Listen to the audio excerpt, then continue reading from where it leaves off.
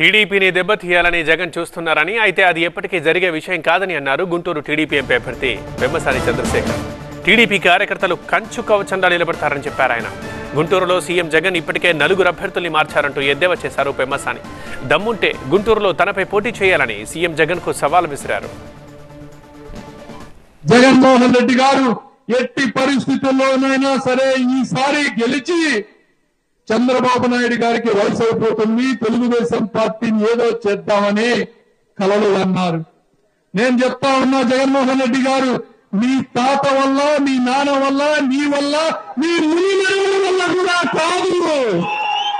తెలుగుదేశం పార్టీని గాని, లోకేష్ బాబు గారికి గాని, చంద్రబాబు నాయుడు గారికి గాని మేము ఉక్కు కవచాల్లో నిలబడుకోవాలని మీకు తెలియజేస్తా ఉన్నా. ఈయనంటాడు 175కి 175 కొడతాడంట. సరే, మనగాడివి కదా, రా గుంటూరులో పోటీ చేయి. ఎందుకు ఒకనో ఇతర నలుగురిని మార్చావు కదా, 4వ వాడు కూడా నేను వెళ్ళిపోతాను అంటున్నాడు కదా, నీకు క్యాండిడేట్ లేడు కదా, రాజుగా పోటీ చేయి. నేను సిద్ధం, నీకు తగిలితే ఇక్కడ పోటీ చేయి.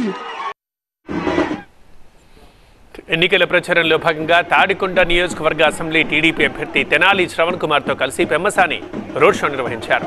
ప్రచారంలో భాగంగా తాడికొండ మండలం దామరపల్లి, పొన్నేకల్లు గ్రామాలకు వెళ్లారు. దారి పొడవునా స్థానికులు పూల వర్షంతో స్వాగతం పలికారు. జగన్ దోపిడీకి అడ్డు లేకుండా పోయిందంటూ విమర్శలు గుప్పించారు పెమ్మసాని.